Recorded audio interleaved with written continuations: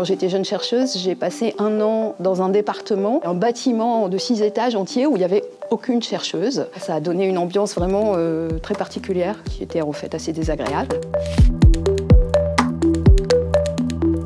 Mon domaine de recherche, c'est la cryptographie et je travaille, moi, plus particulièrement sur les systèmes de chiffrement. Ce sont les versions modernes des codes secrets avec lesquels on joue quand on est petit. On a des systèmes de chiffrement absolument partout. Par exemple, quand vous utilisez votre téléphone portable ou le Wi-Fi, s'il n'y avait pas de chiffrement, n'importe qui avec une petite antenne serait capable de vous espionner. Et la question à laquelle moi je m'intéresse, c'est combien ça va coûter pour un attaquant, en termes de temps de calcul, par exemple, pour casser le système.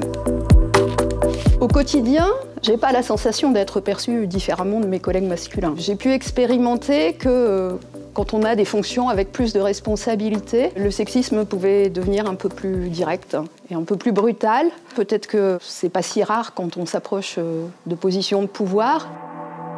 La place des femmes dans la recherche dans mon domaine, ça s'améliore pas. C'est quelque chose qui est extrêmement préoccupant pour plusieurs raisons.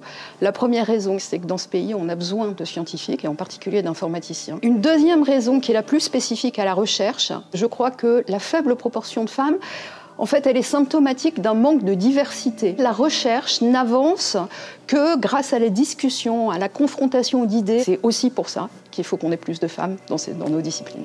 Les conseils que je pourrais donner à des jeunes filles ou des jeunes femmes pour lutter contre l'autocensure, il faut absolument ne pas croire que pour arriver à un certain type de métier, il faudrait absolument emprunter une voie royale. Sans doute plus que des résultats, ce dont je suis le plus fière finalement, je crois que c'est de mes doctorantes et de mes doctorants, d'avoir réussi à leur transmettre la manière dont je fais de la recherche, la rigueur, l'exigence scientifique.